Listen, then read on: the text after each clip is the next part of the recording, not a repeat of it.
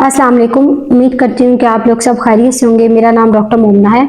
हमने last video में बात की थी जो फैमिली प्लानिंग के लिए बच्चों के वक्फे के लिए जो इंट्रा यूट्राइन डिवाइसेस इस्तेमाल की जाती है उनके बारे में, जिसमें एक तो कॉपर टी थी और एक मायरीना थी। हमने लास्ट सेशन में बात की थी जो कॉपर टी होती है जो बच्चेदानी के अंदर रखवाई जाती है, जिसे बच्चेदानी के अंदर जो कहते हैं छल्ला रखवाया है वो भी कहा जाता है।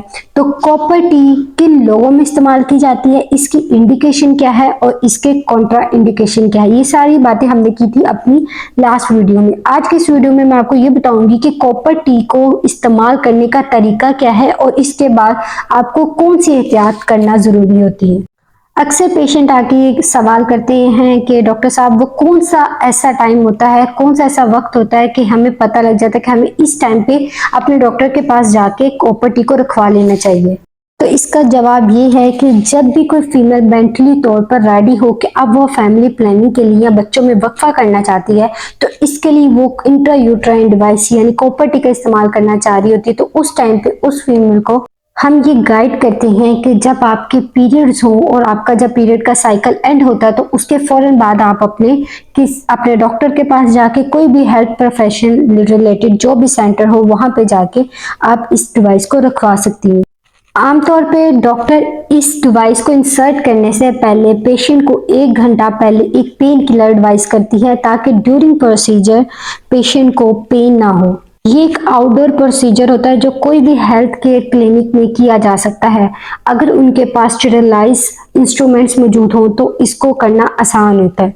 स्टेरिलाइज इंस्ट्रूमेंट इसलिए यूज करना जरूरी है क्योंकि ये एक फॉरेन बॉडी होती है जिसको आपकी बॉडी के अंदर इंसर्ट किया जाता है, यानी बच्चेदानी के अंदर रखा जाता है। तो कोशिश ये की जाती है कि उसको अंडर एसेप्टिक मेजर के थ्रू ही इस प्रोसीजर को परफॉर्म किया जाए, ताकि जब कॉपर टी को बच्चेदानी के अंदर रखा जाता है तो डॉक्टर इस चीज को जरूर मेक श्योर करता है कि कोई इंटरनल इन्फेक्शन ना हो।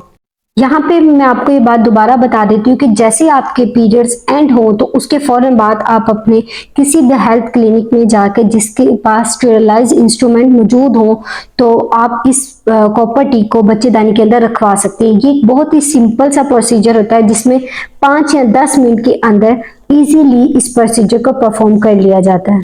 अब ये जो कॉपर टी होती है इसके साथ एक धागा लगा होता है। जब इसको यूट्रस में बच्चेदानी के अंदर रखने लगते हैं तो इस धागे को हाफ में कट कर लिया जाता है। बच्चेदानी में इस इंस्ट्रूमेंट को रखवाने से पहले पेशेंट को ये फील करवाया जाता है ताकि उसको पता लग जाए कि ये किस तरह से महसूस होता है, और जब इसको अंदर रख दिया जाता है तो उसने उसको किस तरह से फील करना है, ये सब कुछ पेशेंट को गाइड किया जाता है।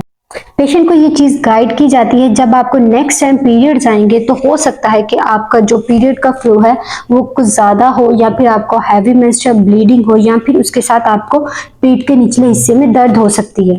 और बाज़ औक़ात ऐसा भी होता है कि हैवी ब्लड फ्लो की वजह से जो कॉपर टी होती है ये बाहर भी निकल आती है, ब्लड फ्लो ज्यादा होने की वजह से, जो कि 100 में से सिर्फ 5 औरतों के साथ ऐसे होता है। तो इसलिए पेशेंट को ये चीज गाइड की जाती है कि जब भी आपको पीरियड्स आए तो आपने अपने इस धागे को जरूर फील करना है ताकि इस चीज को मेक श्योर किया जाए कि जो कॉपर टी है वो अपनी जगह पे बिल्कुल ठीक है, वो वहां से मिसप्लेस तो नहीं होगी।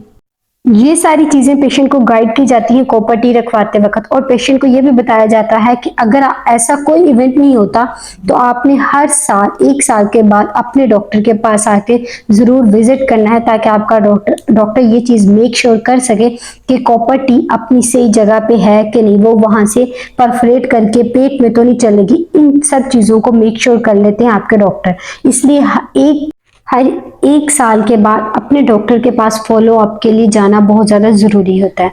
मैं उम्मीद करती हूँ ये जितनी भी बातें मैंने आपको बताई हैं कि कॉपर टी को रखवाने का सही टाइम अपने पीरियड्स खत्म होने के फौरन बाद आप किसी भी हेल्थ केयर प्रोफेशन या गायनेकोलॉजिस्ट से ये प्रोसीजर करवा सकती हैं। उसके अलावा इस प्रोसीजर को करने में सिर्फ 5 से 10 मिनट लगती हैं, और प्रोसीजर करने के बाद डॉक्टर आपको ये चीज़ ज़रूर गाइड करते हैं कि आपने अपने हर पीरियड्स के साइकिल के बाद आप अपने कॉपर टी के धागे को फील ज़रूर करना है। अगर आपको आपके कॉपर टी का धागा फील नहीं हो रहा तो उस कंडीशन में आपने अपने डॉक्टर से कंसल्ट करना है ताकि डॉक्टर इस चीज़ को मेक श्योर कर सके कि जो आप कॉपर टी यानी फैमिली प्लानिंग के लिए जो प्रोसीजर यूज करी है वो आपके लिए इफेक्टिव है, वो प्रॉपर है और इसका आपको सही फायदा हो रहा है। उम्मीद करती हूँ आज की ये वीडियो कॉपर टी के हवाले से आपके लिए हेल्पफुल रही होगी। मैं अपने बहुत ही बिजी स्केड्यूल से टाइम निकाल के आपके लिए ये वीडियो बनाती हूँ। अगर आप चाहते हैं कि मैं इस तरह की और वीडियोस बनाऊं तो आप मेरे चैनल को सब्सक्राइब करें, मेरी वीडियोस को लाइक करें। उसके अलावा अगर आपका कोई भी क्वेश्चन है तो आप मुझसे कमेंट सेक्शन में पूछ सकते हैं। मिलते हैं नेक्स्ट वीडियो में, तब तक के लिए अल्लाह हाफिज।